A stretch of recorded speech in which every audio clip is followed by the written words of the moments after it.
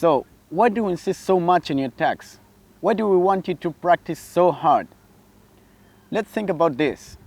What's the difference between a perfect tack and a regular one? Probably it's one boat length of gain. If we take that to a race, where you probably tack around 10 or 15 times per race, that's a gain of 15 boat lengths at the finish line. So let's think about the last races you've been sailing. How many times did the boat in front of you finish within that distance? Probably every time there was at least one boat, but probably 2 or 3. Let's take 2 for this example. That means that for not making a perfect tack, you're giving away 2 points every single race. If you take that to a big regatta, that means that by the end of the championship, you have 20 extra points. That's a lot you're losing, just because you're not sailing perfectly well through your tacks. Now, wouldn't you like to finish 20 points ahead on every single regatta? I think that's a good reason to go and practice.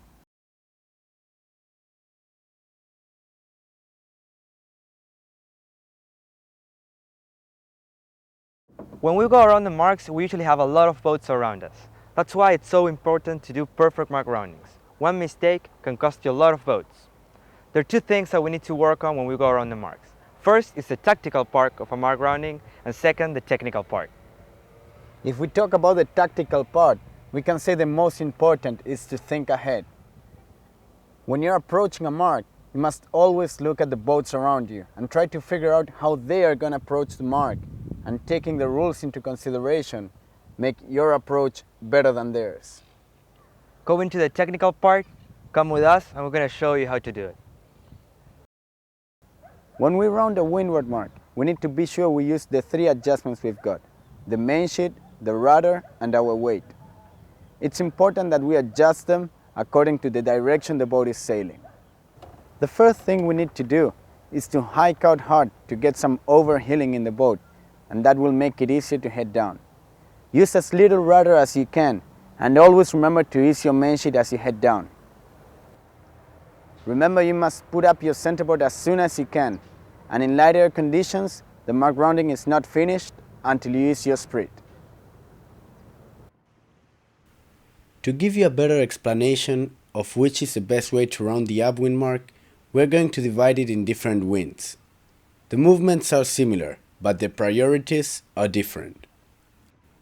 In light air, all movements should be extremely smooth. Miscoordination of the 3 controls will make you lose all your boat speed.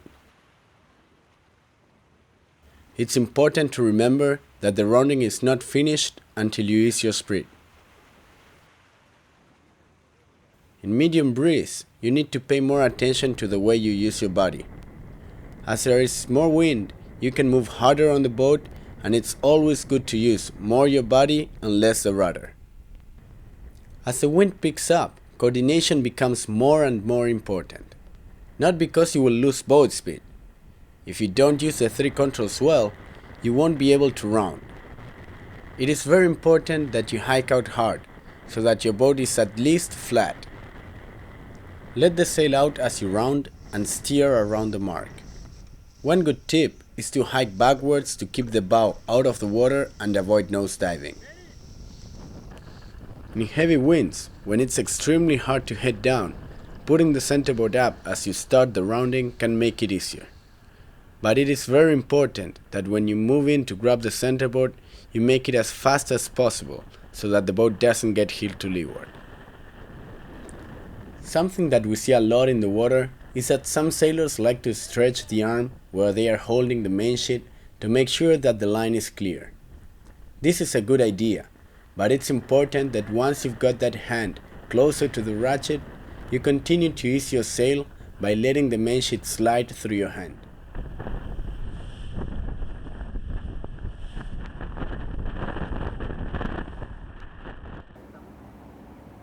Let me show you now a couple of things you don't have to do when you round a windward mark.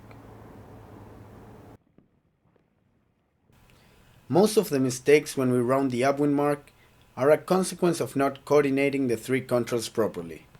As you can see, noticing the sail as you turn will force you to use too much rudder. Remember that every time we move the rudder, it's like standing on the brakes. Always put up the centerboard as soon as you round the mark. In light air conditions, you can't forget to ease your speed.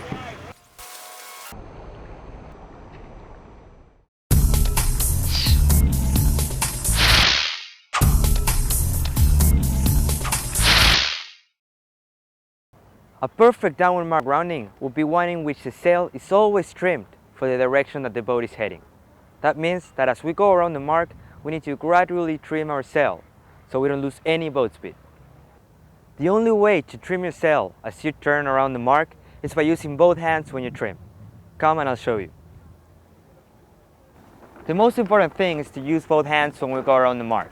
To do this, first we grab the tiller from the end, and then as we need to trim, we go with our hand all the way down to the ratchet.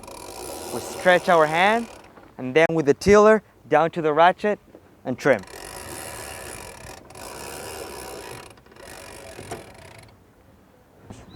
This is the only way to trim and turn at the same time. By finding the proper timing, you will be able to round the mark without losing any boat speed. We always insist on a couple of key points to make a good mark rounding. Putting the daggerboard down at the last second, trimming as we turn using both hands, and in light air, adjusting your spread after you go around the mark.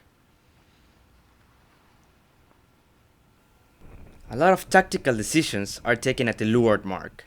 That's why it's so important that we keep our head out of the boat while we approach and round the mark.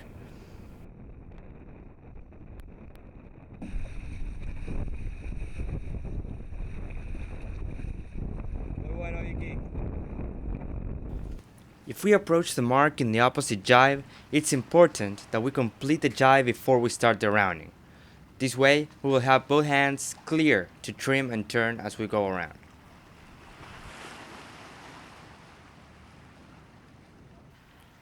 One alternative is to adjust your spread before we go around the mark. In light air, this might work well, but as the wind goes up, it gets a lot harder.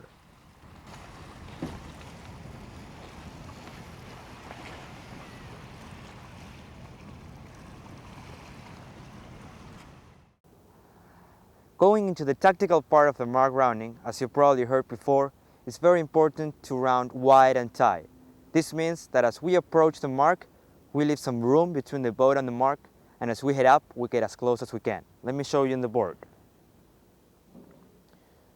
As we come down on the downwind, we go wide, and as we go around, we get as close as we can, and we go upwind very close from the mark. Let's compare this rounding with one that is tight and wide. He approaches the mark very close, and as he comes out on the upwind, he ends up losing a lot of space. Look. This is how much you can win by rounding properly. Let's check out the video and see exactly what I'm talking about.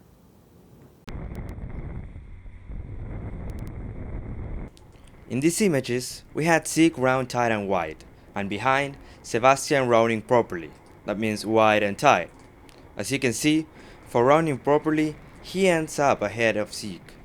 Although this is an extreme case, you can really see the importance of a tactical mark rounding.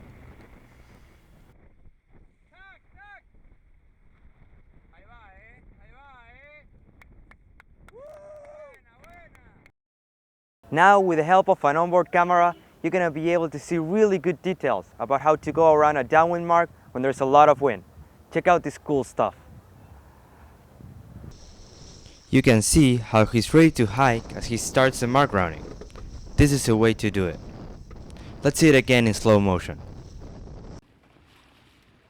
Pay special attention to his feet and the way he uses both hands to go around the mark.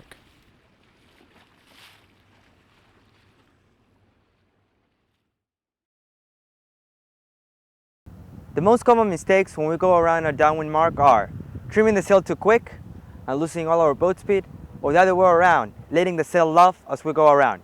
Most of the times, this happens because we only use one hand to trim the sail. Remember, always use both hands. Going downwind with your daggerboard down is like sailing with a leg in the water. putting it down takes less than a second, so there's no reason to rush. Always keep it all the way up until the last second. As we mentioned before, we need to trim the sail as we turn. It is very important that we find the proper timing.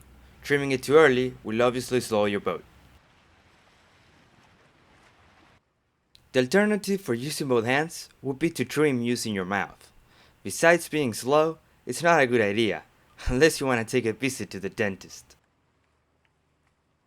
Can't go to an Optimus Regatta without finding genuine OptiParts, creator of the famous black gold spars. OptiParts is a name you can trust for quality and value. Available throughout North America at optistuff.com or optiparts.com. The new N1 foils are designed to be the most precisely perfect and fastest Optimus foils in the world. Available from optistuff.com in North America or from n1foils.com. Hey, let's check out some cool stuff. Ready?